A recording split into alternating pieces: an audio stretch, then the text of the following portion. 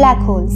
मैं स्पेस वाले black holes की बात नहीं कर रही हूँ, मैं तो ओशन वाले ब्लैक होल्स की बात कर रही हूँ। हाँ, सही सुना, ओशंस में भी ब्लैक होल्स होते हैं। ये स्पेस वाले ब्लैक होल्स जैसे ही सिमिलर होते हैं और इन्हें एडीज भी कहा जाता है। ये बेसिकली वर्लपूल्स जैसे होते हैं, बहुत पावरफुल, और इनका जो खिंचाव होता है बहुत ही स्ट्रॉन्ग होता है कि बचना मुश्किल है। ये करीब 150 किलोमीटर डायमीटर्स के भी हो सकते हैं और डिफरेंट टेम्परेचर्स के पानी की मिक्सअप हवा और अर्थ के रोटेशन से बनते हैं। ये करीब महीनों सालों तक रह सकते हैं। ओशंस, जो डेफिनेटली मेरा सबसे बड़ा डर है, एंड आई एम श्योर कि आप में से मोस्ट ऑफ द लोगों का वही सेम डर होगा। ओशंस एक्चुअली में इस वर्ल्ड में सबसे मिस्टीरियस और टेरिफाइंग जगह है। इनफैक्ट कॉस्मोस या स्पेस से भी डेंजरस। यहाँ एलियन लाइक क्रिएचर्स से लेकर कुछ ऐसे मिस्ट्रीज जो साइंटिस्ट आज तक सॉल्व भी नहीं कर पाए हैं, सब कुछ है। और सबसे चौंका देने वाली बात यह है कि साइंटिस्ट अभी तक ओशन के सिर्फ 5% को ही एक्सप्लोर कर पाए हैं। बाकी 95% अभी भी अनएक्सप्लोर्ड है। एलियन लाइफ को तो अभी भी प्रॉपरली डिस्कवर करना बाकी है, लेकिन ओशन में ऑलरेडी कुछ ऐसे क्रिएचर्स एग्जिस्ट करते हैं जिनका हमें अभी तक नाम भी नहीं पता।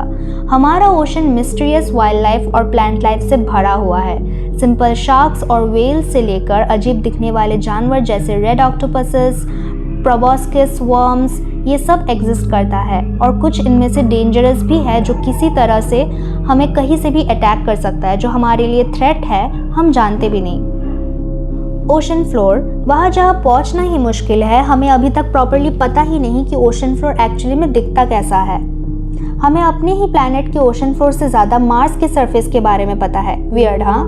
पर नासा अभी कोशिश कर रही है ओशन फ्लोर को मैपिंग करने में, और ये चीज़ नासा को कुछ गियर्स टेस्ट करने में हेल्प करती है जो वो स्पेस में भी यूज़ कर सकते हैं। आउटर स्पेस और हमारी ओशन ऑलमोस्ट सिमिलर है। दोनों के बहुत हाई प्रेशर्स है, लैक ऑफ ब्रीदेबल एयर और एक्सट्रीम टेम्परेचर्स भी है। स्पेस पैसिवली हमें मारने की कोशिश करता है, बट ओशन हमें एक्टिवली मारने की कोशिश करता है। ओशन में कोई श्योरिटी नहीं है। कोई भी स्ट्रेंज दिखने वाले एनिमल कहीं से भी आकर आपको अटैक कर देंगे, आपको पता भी नहीं चलेगा। क्लाइमेट चेंजेस की वजह से सी लेवल तेजी से बढ़ता जा रहा है, और अगर ऐसे ही चलता रहा तो फिर वेनिस, बैंकॉक और न्यूयॉर्क सिटी में फ्रीक्वेंट फ्लडिंग होता रहेगा, और सीवियर फ्लड्स की वजह से पूरा सिटी बर्बाद हो जाएगा। स्पेस और ओशन की कंपैरिजन करें तो स्पेस में ऐसे बहुत सारी चीज़ें हैं जो डेंजरस हो सकते हैं, जैसे सोलर फ्लेयर्स, पर ओशन, सुनामी होने से तो देयर इज नो चांस कि हम बचेंगे। स्पेस में एडवांस स्पेस टेक्नोलॉजी और जीपीएस ट्रैकिंग सिस्टम और अदर टेक्नोलॉजी से पूरा टीम तुमको मॉनिटर कर रही होती है, तो तुम्हारे खोने के चांसेस कम हैं। लेकिन ओशन, यहाँ तुम हर वक्त खो सकते हो, और एक बार खो गए तो बीच समंदर जा पहुँचोगे जहाँ दूर दूर तक कोई लैंड नहीं दिखाई देगा। ओशन के अंदर करीब 3 मिलियन शिपरेक्स है, जिसके बारे में सोचते ही रह जाएंगे, और अगर उसके बारे में सोचने बैठे तो जी कांप उठता है। सोचो कितने लोगों की जान गई होगी इन इंसिडेंट्स में।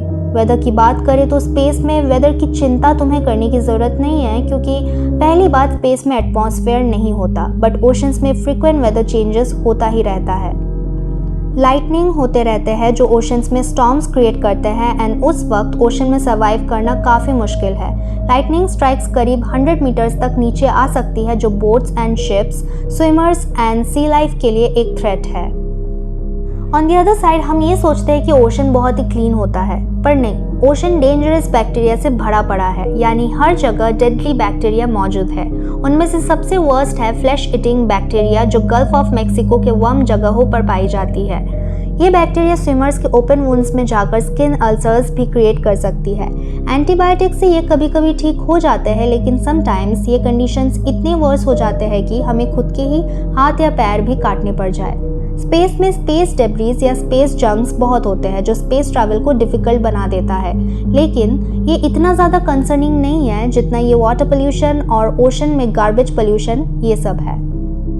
हम इंसान इतने रिडिकुलस है कि नॉर्थ पैसिफिक ओशन में एक पूरा गार्बेज ऑफ आइलैंड बन गया है, जिसे the great Pacific garbage patch भी कहा जाता है। इसमें मोस्टली प्लास्टिक्स है जिसे हम ब्रेक डाउन भी नहीं कर सकते हैं, और यही पोल्यूशन ओशन लाइफ को डिस्ट्रॉय कर रही है, उनके इकोसिस्टम्स को डिस्ट्रॉय कर रही है। स्पेस में space agencies in space junks को कंटिन्यूसली इन इश्यूज को सॉल्व करने के लिए उन्हें मॉनिटर करती है। But on the other hand ocean में हम कितना भी मॉनिटर कर ले, ये इतना ज़्यादा कचरे से भर गया है कि इन गार्बेजेस को कम्प्लीटली रिमूव करना अब बहुत ही मुश्किल हो चुका है।